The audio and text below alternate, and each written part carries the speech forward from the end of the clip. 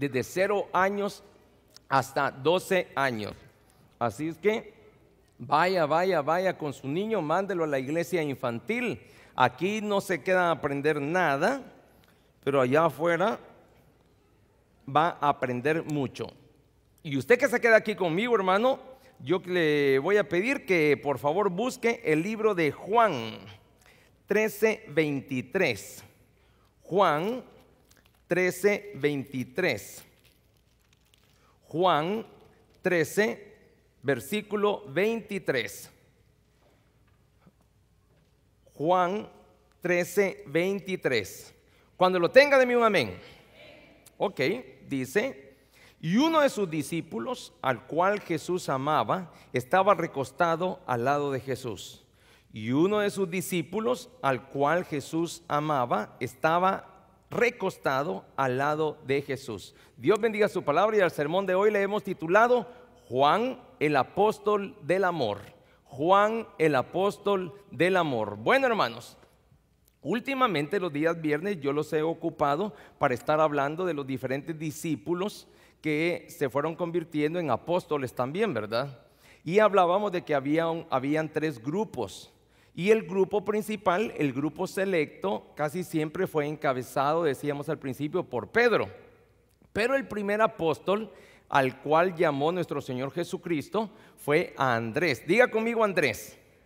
Andrés fue el primero que llegó a conformar las filas de los apóstoles de nuestro Señor Jesucristo. Luego Andrés fue y llamó a Simón Pedro.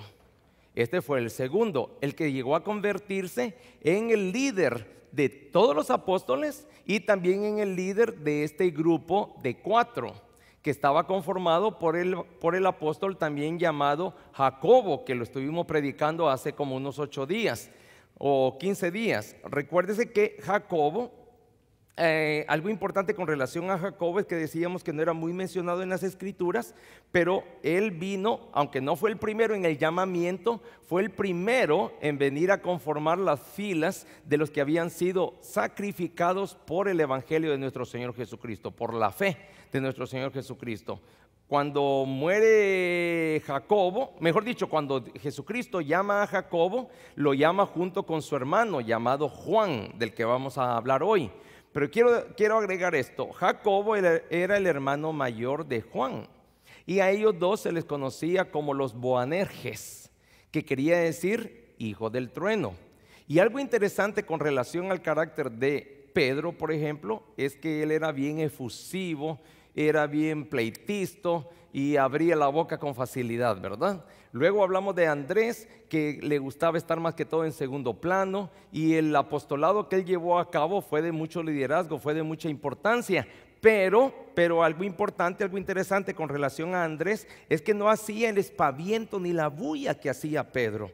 Luego hablamos de Jacobo, que vimos que tenía un carácter explosivo, un carácter muy fuerte, en el sentido que, por ejemplo, él fue el que le pidió al Señor Jesús que por qué no hacían descender fuego del cielo cuando iban pasando por Samaria. Se recuerdan que estuvimos hablando de eso el domingo, ¿verdad? Y algo interesante con Jacobo es que cuando él muere por orden de Herodes Agripa, no Herodes Antipas. Había un Herodes en los tiempos del Señor Jesús que fue el responsable de que decapitaran a Juan el Bautista. Y este mismo Herodes, que fue el que ordenó la decapitación de Juan el Bautista, fue el mismo que estaba a cargo todavía en el palacio cuando nuestro Señor Jesucristo fue capturado y fue crucificado. Pero luego quien tomó el poder fue su sobrino, Herodes Agripa. Este Herodes Agripa es aquel que no le dio la gloria a Dios y fue engusanado al instante. Murió ahí engusanado porque no le dio la gloria a Dios.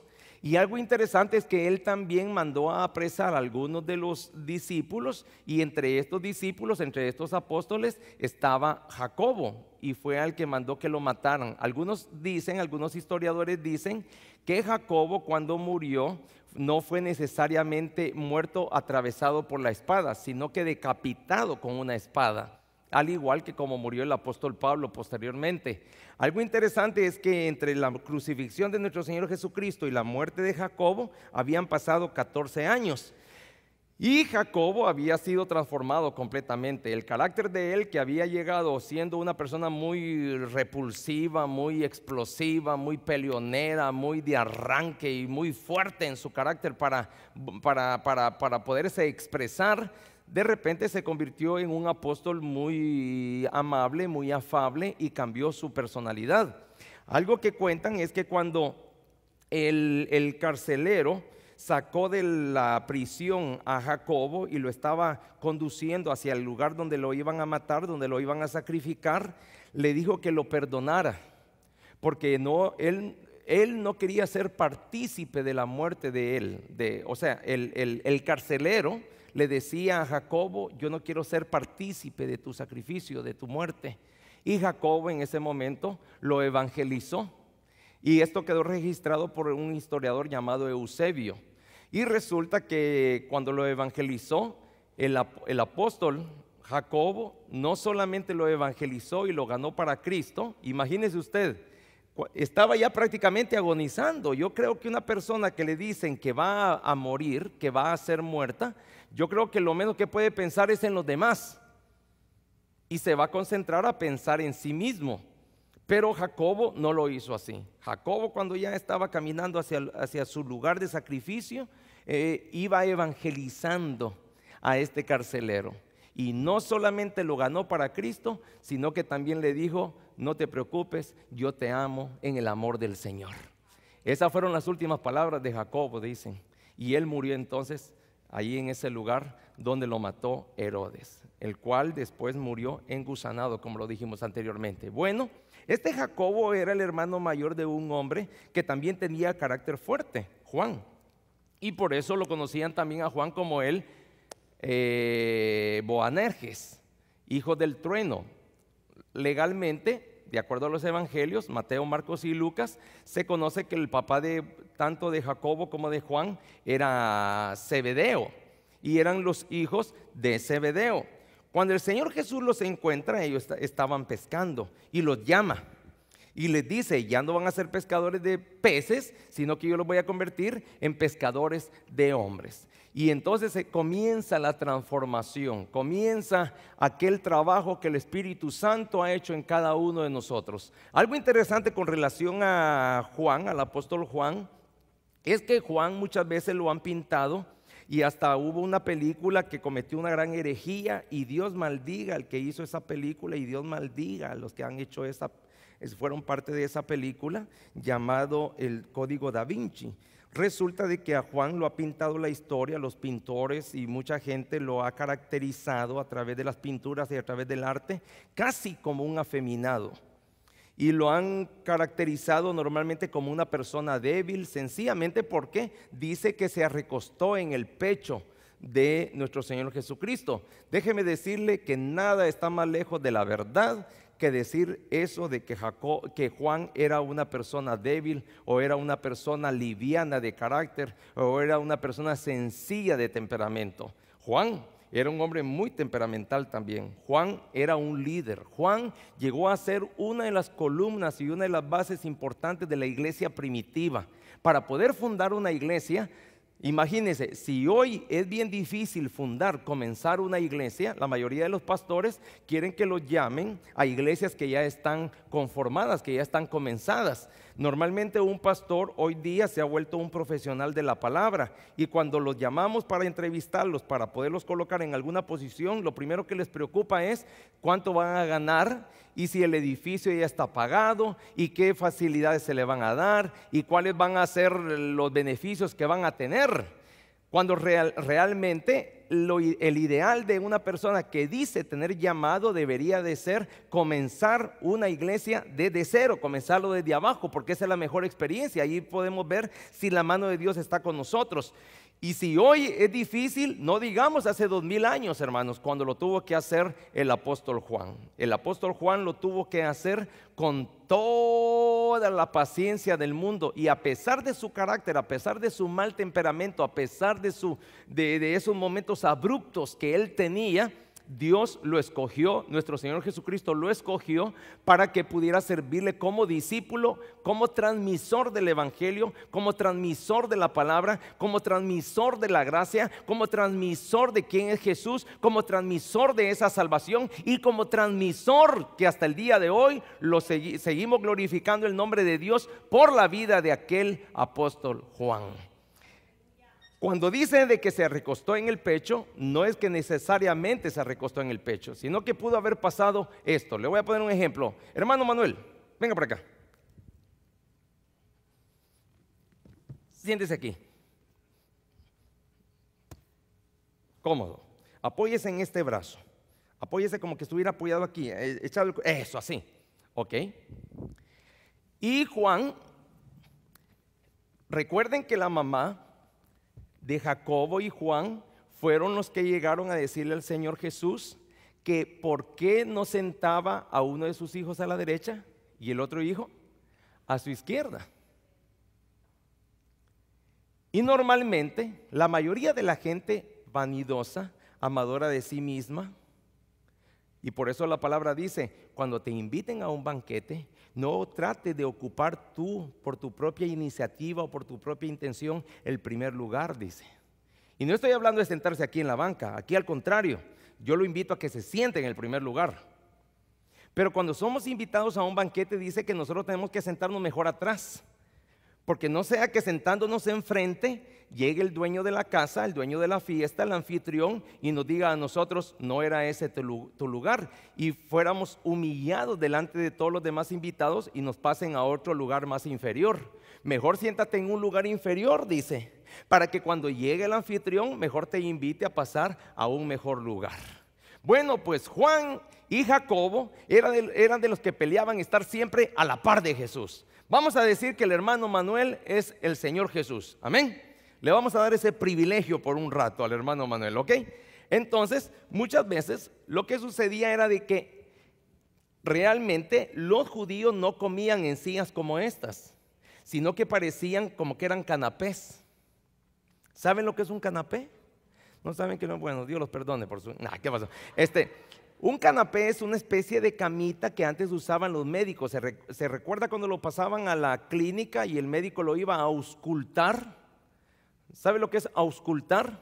Lo iba a curiosear, pues. Entonces, lo sentaba normalmente de lado. Y la costumbre era de que uno de los dos iba a estar o a los pies del otro, porque quedaban en esta posición más o menos, así. Y entonces, y con esta otra mano comían o lo hacían al revés. Pero la cosa es que uno de los dos iba a estar a los pies del otro. Esa era una de las costumbres. Y se cree que entonces algunas veces el Señor Jesús estaba apoyado aquí. Imagínense que el hermano Manuel tuviera los pies para allá y lo que hacía Juan era esto.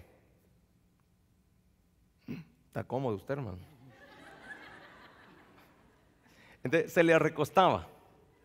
Entonces por eso es que dicen que se recostaba en el pecho. Pero no era realmente que se le recostara en el pecho, era que se le recostaba en esta parte. Y de esa manera estaba comiendo el Juan bien cómodo y hablando con los demás compañeros. Gracias, hermano Manuel. Ok, dale un aplauso aquí al hermano Manuel, hermano. Gloria a Dios. Entonces resulta que junto con ese acercamiento que tenía Juan con el Señor Jesús, también fue adquiriendo más confianza. Y por tanto, él poco a poco fue abriendo su corazón y se fue mostrando como realmente era con el Señor Jesús. Era una persona, como yo les decía, bastante fuerte de carácter. Él fue uno de los que le pidió al Señor Jesús que le diera permiso de pedirle al cielo que descendiera fuego para consumir a todos esos samaritanos. Juan fue muy dado también a no hablar entre líneas. Juan lo decía todo en blanco y negro. Y Juan tenía la concepción, tenía la idea, tenía el concepto, pues, de siempre estar haciendo comparaciones. Por ejemplo, si usted lee todo lo que escribió Juan, Juan escribió el Evangelio de Juan, escribió las epístolas, primera, segunda y tercera de Juan y escribió Apocalipsis. Después del apóstol Pablo, fue uno de los que más escribió, al igual que Lucas. Y algo importante con relación al apóstol Juan es que él aprendió mucho del Señor Jesús. Y entonces él entendió una cosa, que a diferencia del apóstol Pablo, porque el apóstol Pablo, a través de toda su teología, a través de toda su enseñanza, a través de toda su doctrina, muchas veces el apóstol Pablo da como una oportunidad a que podemos pecar. Y como que nosotros sí somos salvos, pero también contamos con la dispensación de nuestro Señor Jesucristo. Y sí hemos pecado, pero también podemos alcanzar perdón de nuestro Señor Jesucristo si le pedimos perdón y nos arrepentimos. Pero el apóstol Juan no era así. El apóstol Juan era una persona que categorizaba lo que era malo y lo que era bueno.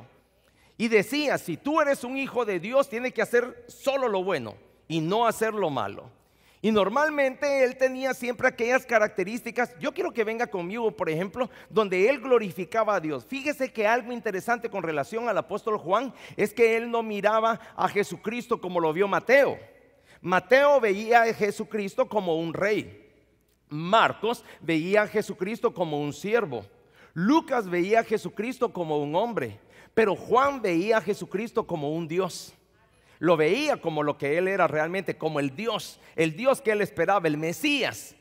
Y algo interesante con relación a Juan es que él estaba bien claro en su corazón y en sus conceptos y en sus intenciones de que cuando usted le iba a dar una vida al Señor, tenía que darle una vida acompañada de santidad. Diga conmigo santidad. Bueno, la santidad para Juan implicaba que tenía que verse a través del diario vivir de la persona del cristiano, del Hijo de Dios. Para Juan no podía decir que alguien era cristiano si estaba haciendo cosas raras, cosas oscuras, cosas que de repente se podían interpretar que estaban combinadas con pecado. Juan categorizaba totalmente lo que era bueno y lo que era malo, y no le gustaban las combinaciones. Era una persona bien definida en su compromiso con el Señor. Y algo importante con relación al libro de Juan, vamos a chequear un poquito lo que es Juan. Recuerde que Juan fue del primer grupo, decíamos, de los que llamó nuestro Señor Jesucristo, ¿verdad? Fue del grupo selecto. Recuerde que él estuvo en la transfiguración también de nuestro Señor Jesucristo, cuando apareció Moisés y Elías, y estuvo en muchas cosas importantes, como por ejemplo cuando el Señor Jesús iba a ser crucificado, subió al olivar y ahí fue a orar, y él fue uno de los que se durmió junto con Pedro, cuando el Señor Jesús llegó 3 veces y le dijo, no podéis haber orado ni siquiera 1 hora. ¿Se recuerdan de esa parte? Bueno, ahí estaba Juan también. Juan era del grupo exclusivo del Señor Jesús. Juan era del grupo de confianza. Juan era alguien muy especial, diría yo, también para el Señor Jesús, para que dejara también que se le recostara en el hombro. Y algo muy importante con relación a la doctrina de Juan, por ejemplo, es lo que usted puede leer en Juan 1:12. Vaya a Juan 1:12. A Juan 1:12 dice, mas a todos los que le recibieron, a los que creen en su nombre, les dio la potestad de ser llamados, ¿qué? Hijos de Dios.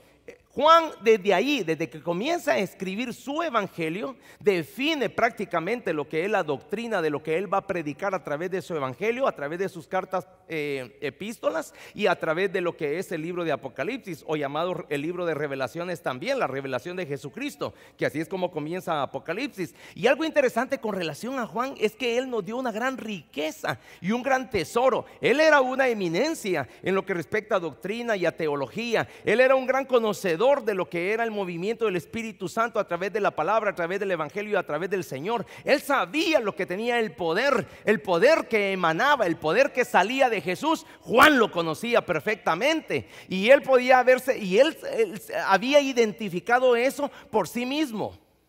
No se lo enseñó nadie más. Y si alguien le enseñó algo, fue primero Juan el Bautista y luego nuestro Señor Jesucristo. Entonces él tuvo grandes maestros. Por ejemplo, él no dudaba quién era Jesús, y por eso es que él pudo escribir en su evangelio lo que es Juan 14:6. Vaya conmigo a Juan 14:6. Yo sé que varios se saben de memoria ese versículo, ¿verdad? Y Jesús le dijo, yo soy ¿quién? El camino, la verdad y la ¿qué? Y la vida. ¿Y qué más dijo el Señor Jesús? Y nadie viene al Padre si no es por mí. Juan dejó bien marcada la línea y dejó bien marcado el camino de quién era la salvación y por medio de quién venía la salvación. Y ese es exactamente uno de los problemas de los cuales nosotros estamos hoy enfrentando como cristianos, hermanos. Carecemos de ese carácter comprometido. Normalmente nosotros se nos hace fácil estar en la iglesia en un culto, y no lo digo solo por usted, hermano, lo digo por mí también.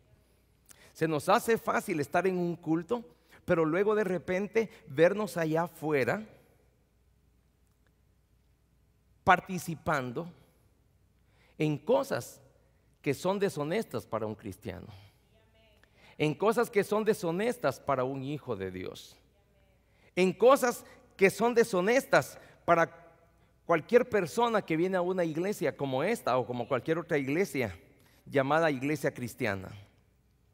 Por eso es que Juan trabaja fuertemente en comparación con lo que es pecar y con lo que es no pecar.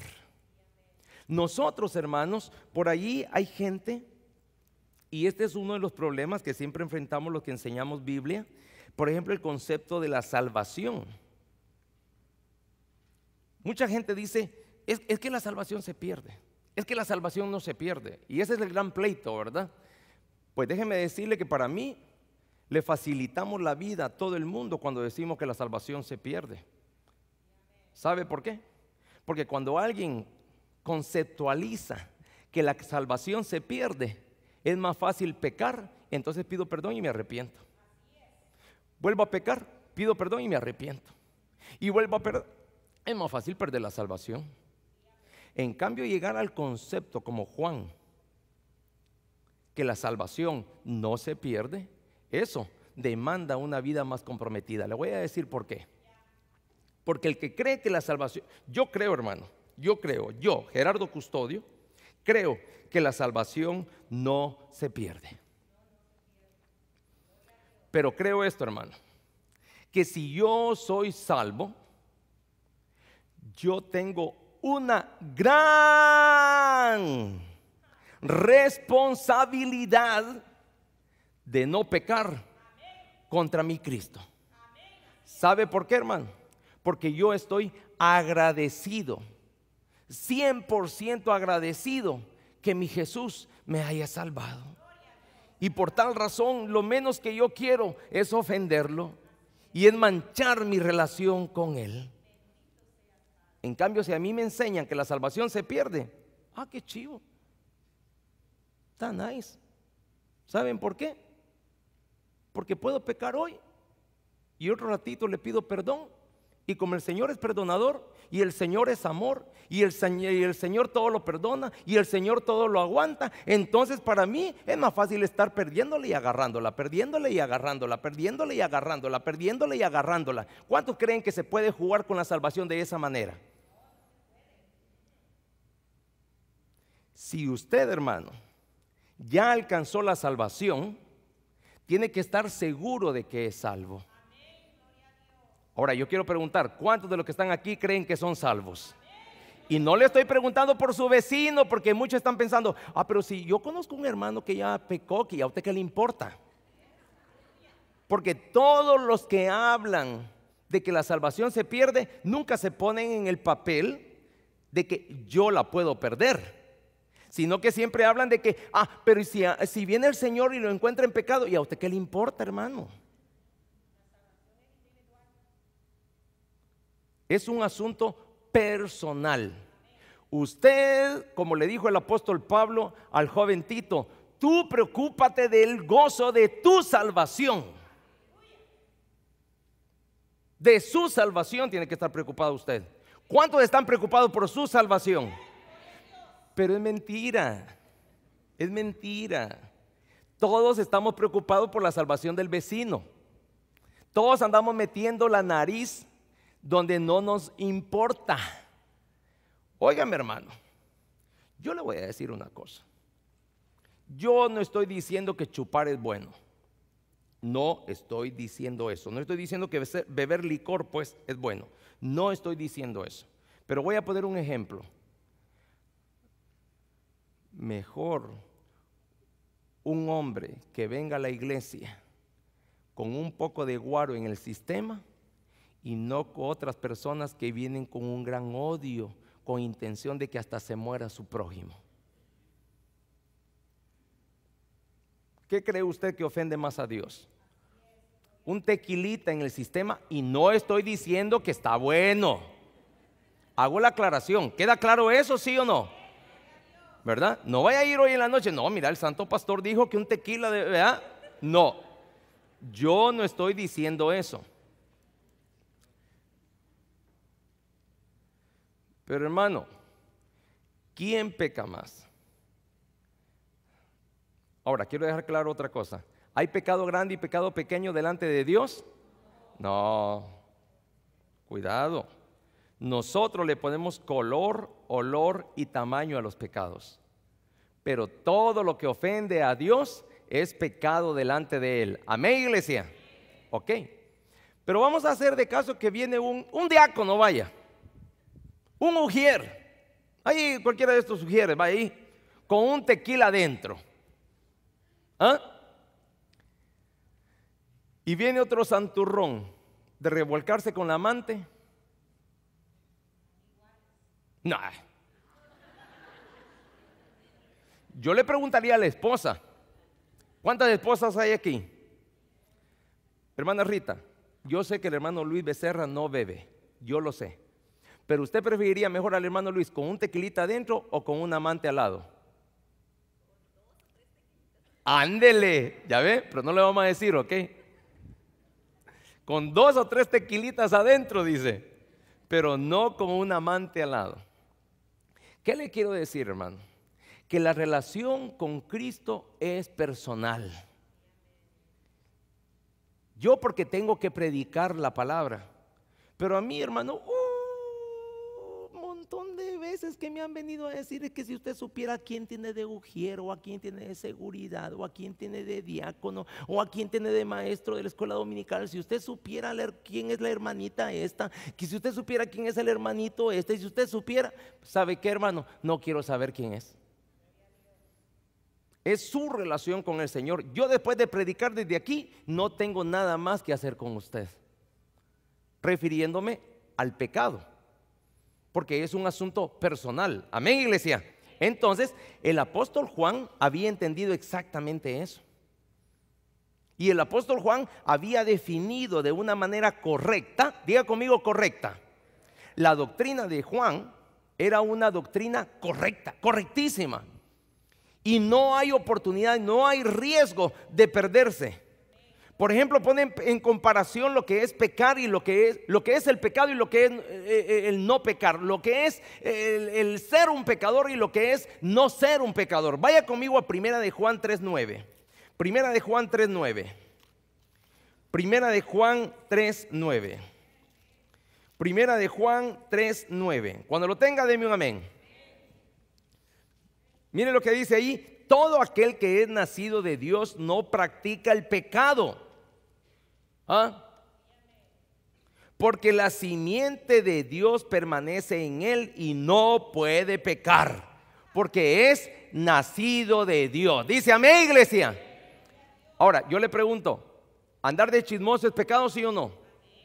¿Andar desnudando a las damas, los hombres que desnudan a las damas solo con la mirada, es pecado, sí o no? ¿Adulterar es pecado, sí o no? ¿Fornicar es pecado, sí o no? Entonces, y hoy día, hermano, si le aumentamos todos los pecados a través del internet, ¿sabe usted que hay algo que se ha clasificado hoy como infidelidad cibernética? Hombres y mujeres que están teniendo relaciones sexuales a través del internet. Imagínese usted.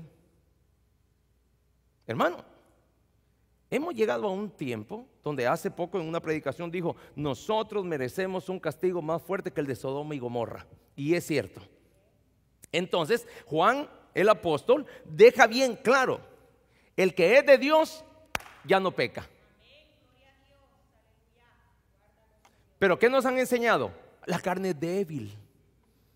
El justo 70 veces 7 cae y 70 veces 7 se levanta. Pero no, el que es de Dios ya no peca.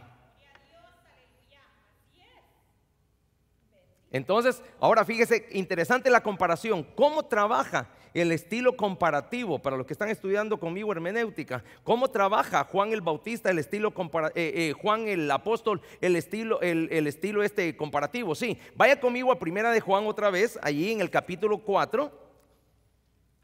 Y todas las epístolas de Juan es un estilo comparativo y compara. El que es pecador hace esto, el que no es pecador no hace aquello. El que es de Dios es así, el que no es de Dios es asá. Y fíjese qué interesante lo que leemos allí en el 4, del 4 al 5, 4 y 5. Hijitos, vosotros sois de Dios. ¿Cuántos de los que están aquí son de Dios? ¿Cuántos de los que están aquí son del diablo?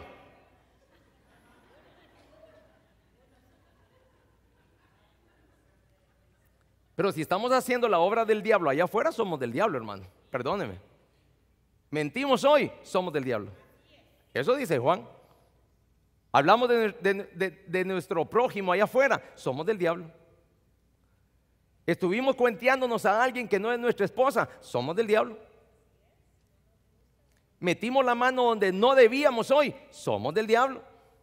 Eso es lo que está diciendo Juan, no lo estoy diciendo yo, es el apóstol Juan, es la doctrina, es la teología del apóstol Juan.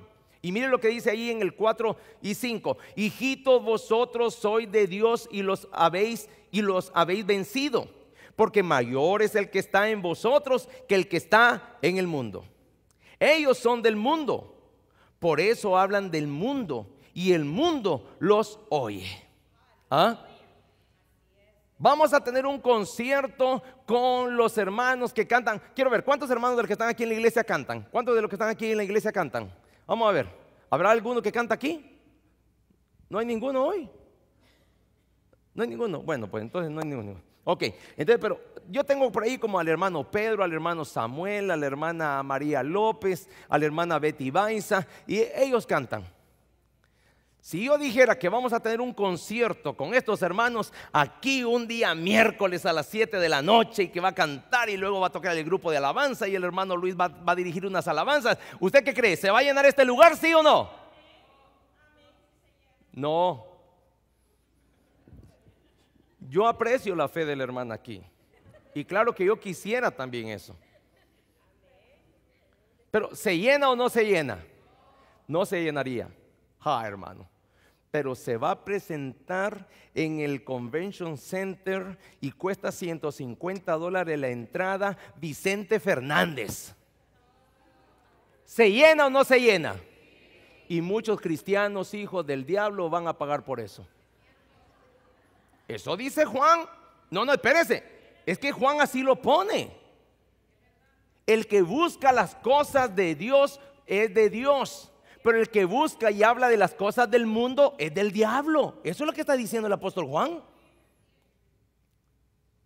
Yo solo le puse una comparación. Por eso, hermano, tenga cuidado en sus decisiones. Y no vaya a estar equivocado en que es salvo y quizás no lo es.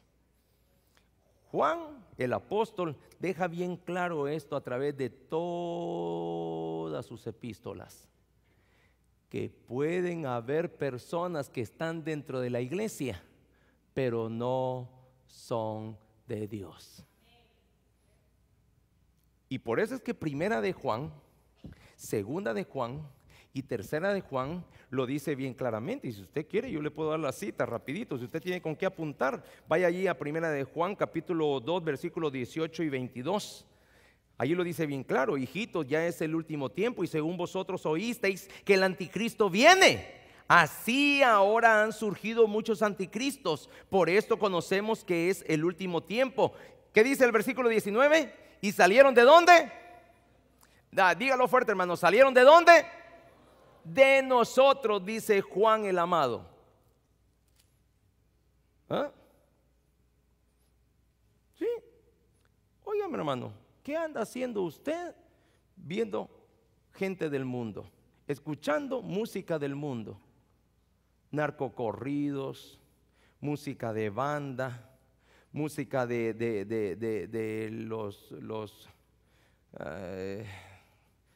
como los tucanes de... No, ya no están de moda eso, ¿verdad? Ya murieron los tucanes, ya los desplumaron. Pero antes yo me recuerdo que los tucanes del norte, los tigres de no sé dónde, la chica dorada. Hermano, si usted anda esos CDs en su carro, déjeme decirle, hermano, que usted debería de considerar su salvación, de acuerdo a lo que dice el apóstol Juan, no yo. No, Dios me guarde ofenderlo a usted, y menos si diezma. Dios me guarde. Pero hermano, el apóstol Juan lo deja bien claro. Los anticristos no salieron del mundo, los anticristos salieron de nosotros, dice Juan. Y por eso vaya usted al versículo 22. ¿Quién es el mentiroso sino el que niega que Jesús es el Cristo? Este es anticristo. Y luego usted puede ir al 4:3. Y este es el espíritu del anticristo. Y allí descifra bien todo lo que es el espíritu del anticristo, Juan el amado.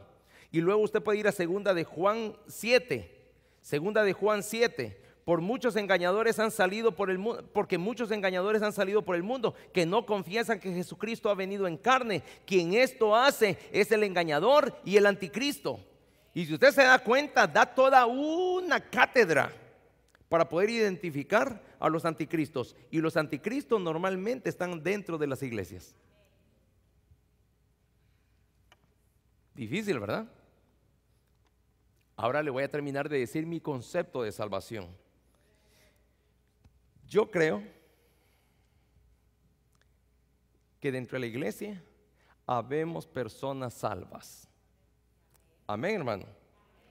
Pero también yo creo que no es que la salvación se pierda, sino que lo que creo es que hay personas que creen ser salvas y nunca fueron.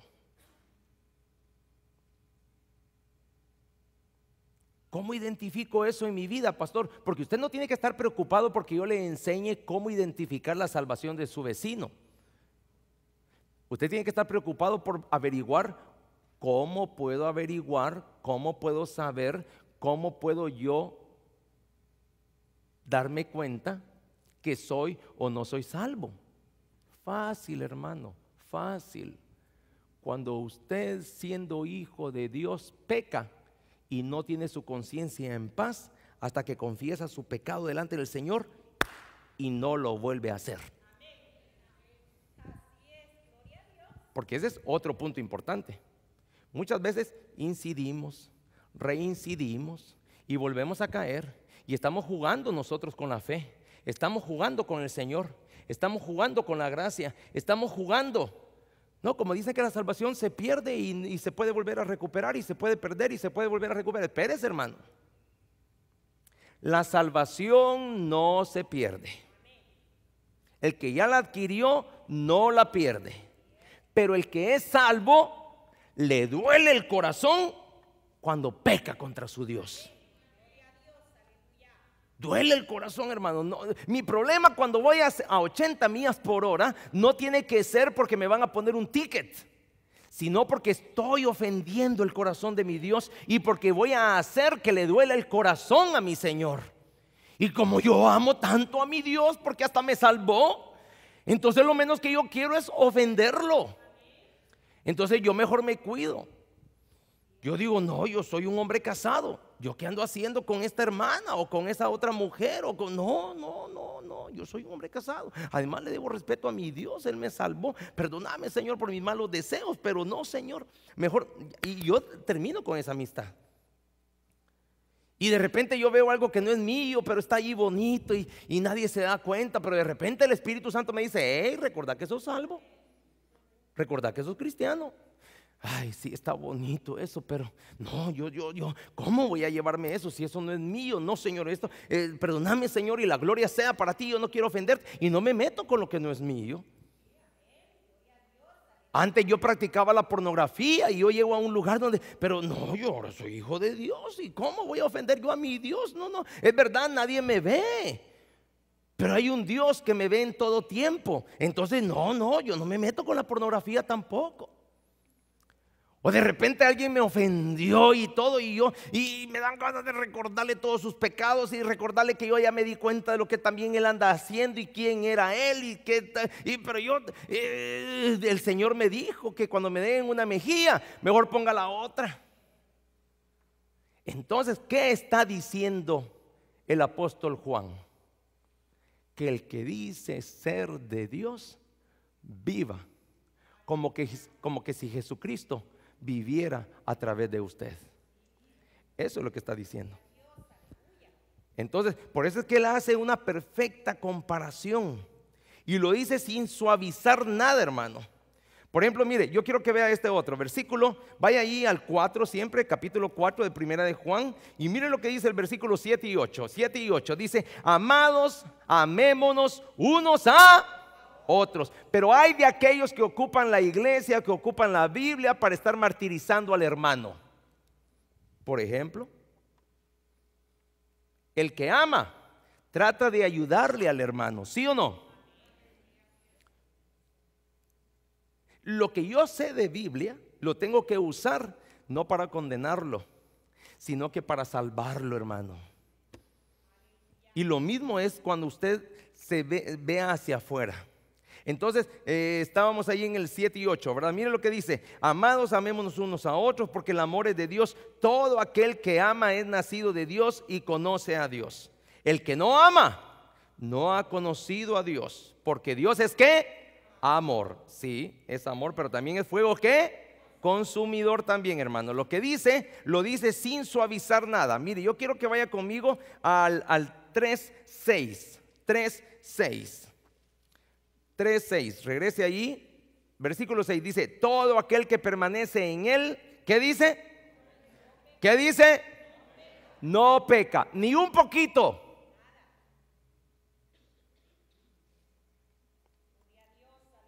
Mire qué dura es la palabra de Juan. Todo aquel que permanece en él, no peca. Todo aquel que peca, no le ha visto, ni le ha conocido como su Salvador personal. No suaviza. Juan no suaviza para nada. ¿Me van a decir que este es el carácter de un hombre con las manitas así? Todo humilde, con los ojos trabados hacia arriba y como que no mata una mosca. ¿Un hombre así pudo haber escrito lo que Juan el apóstol escribió? No, hermano. Era un hombre rudo, un hombre fuerte, un hombre de carácter, un hombre con pasión con relación a la verdad, quien es nuestro Señor Jesucristo. Pero él luchaba por agradar el corazón de Dios.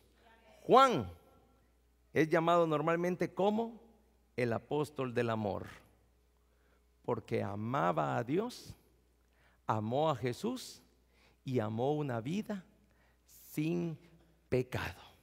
Dios bendiga su palabra, hermano. Vamos a orar. Padre, gracias te damos, Señor, por tu palabra. Gracias por la Biblia, Señor. Gracias por el cuidado que nos das a través de esta hermosa Biblia, a través de esta hermosa palabra, a través de la doctrina, Señor. Hoy estamos aquí con la intención de glorificar y bendecir tu nombre, Señor. Y hoy estamos aquí con la intención también de pedirte perdón por todas las veces que te hemos ofendido.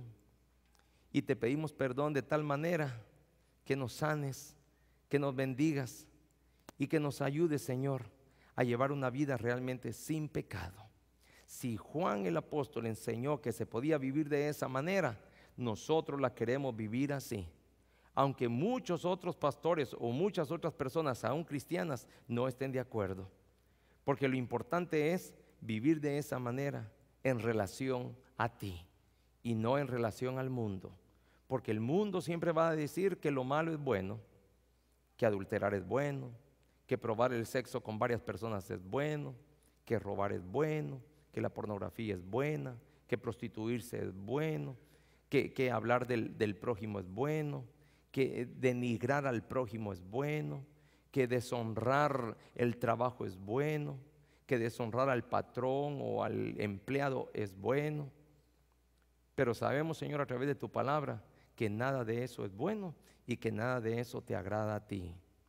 Por tanto, Señor, danos un espíritu de fortaleza para que podamos crecer cada día y madurar más y más, como el trabajo que hiciste con Jacobo, con Pedro, con Andrés y con Juan ahora, Señor.